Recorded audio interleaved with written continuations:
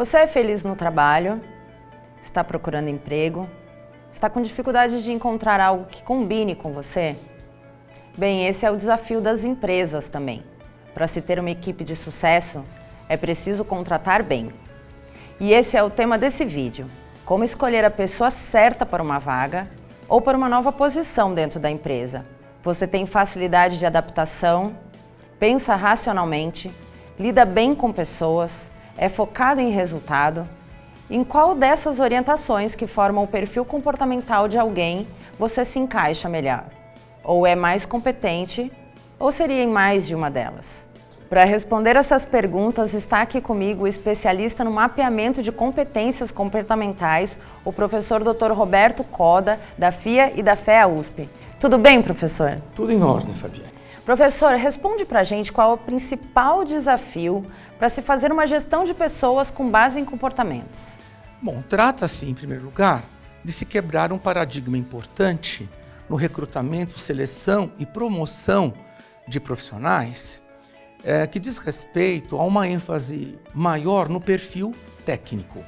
O perfil técnico sempre será importante porque ele diz respeito aos conhecimentos, habilidades, nível de instrução e de experiência que cada um tem que ter para poder assumir o desafio de cada cargo, do conjunto de tarefas representadas dentro do cargo. Mas isso não é aquilo que traz um diferencial competitivo para a empresa e para o próprio empregado, não é? Porque se ele conseguir, dentro desse contexto de atuação dele, que é o cargo, exercitar as funções de uma maneira mais compatível com aquilo em que ele acredita, com aquilo que ele está mais acostumado, né, a entregar e agir, como ele se organiza para executar aquelas tarefas, em resumo, ele vai poder se sentir mais motivado e isso é uma condição para que ele gere um resultado mais favorável para a área, não é? E para a sua própria carreira. E fazer isso é tão difícil, professor?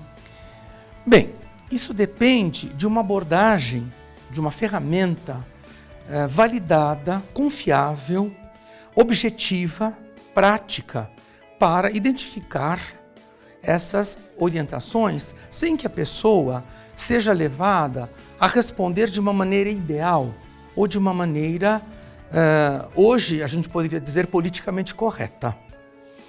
Bem, eu desenvolvi uma ferramenta denominada Diagnóstico MARI, que foi validada no Brasil e já respondida por cerca de 15 mil profissionais em mais de 40 diferentes organizações, inclusive tendo gerado trabalhos e artigos acadêmicos publicados nacional e internacionalmente.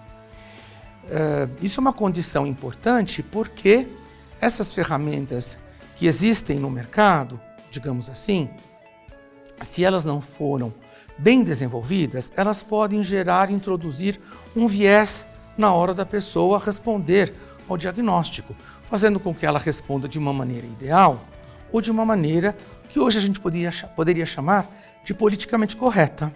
E não existe isso. Cada um de nós tem o seu modo de agir, aquilo que nos torna único. E é isso que é importante, não é? A gente conseguir aplicar na nossa situação de emprego, não é? E de trabalho. Professor, resume para a gente o que é o Diagnóstico MARI. Perfeito. O Diagnóstico MARI ele está baseado na contribuição importantíssima que um famoso psicólogo alemão, Erich Fromm, forneceu no campo dos estudos sobre características de personalidade. Fromm propôs 4 orientações básicas que ele diz que todos nós temos. Orientação mediadora, que é a capacidade de cada um de nós de se adaptar a novas situações. Orientação analítica, que é a nossa capacidade de lidar com dados, informações, coisas concretas. A terceira orientação ele chamou de receptiva.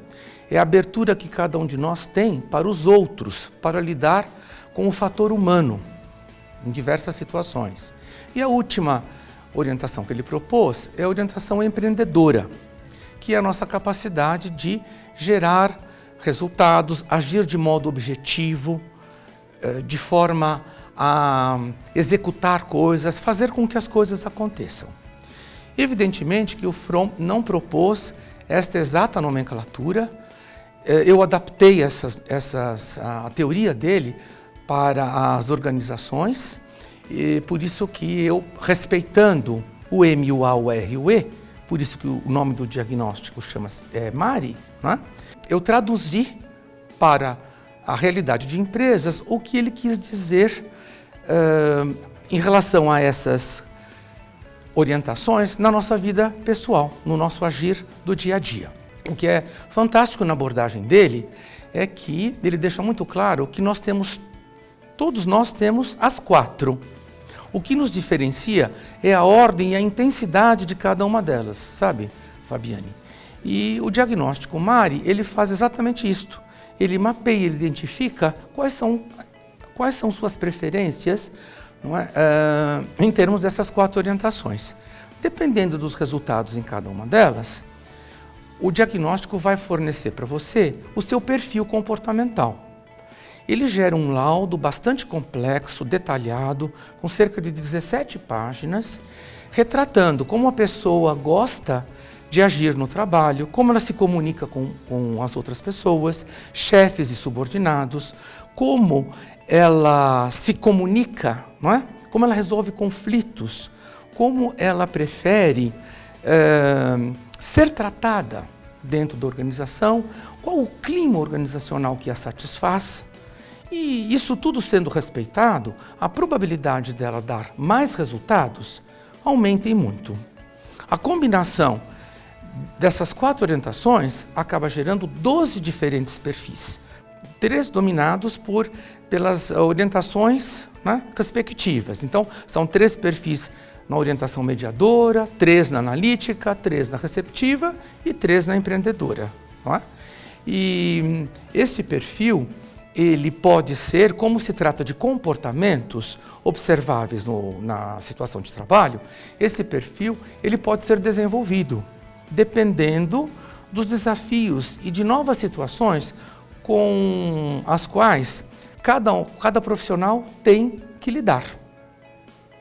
E quais são as vantagens da gente aplicar o diagnóstico?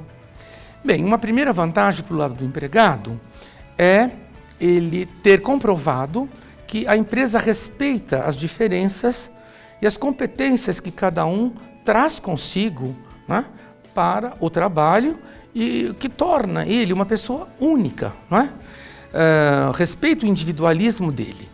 Uma outra vantagem para o empregado é que o diagnóstico sinaliza que a empresa pretende orientar bem o desenvolvimento dele. Não é? Porque é impossível a gente ser bom nas 4 competências. Não é?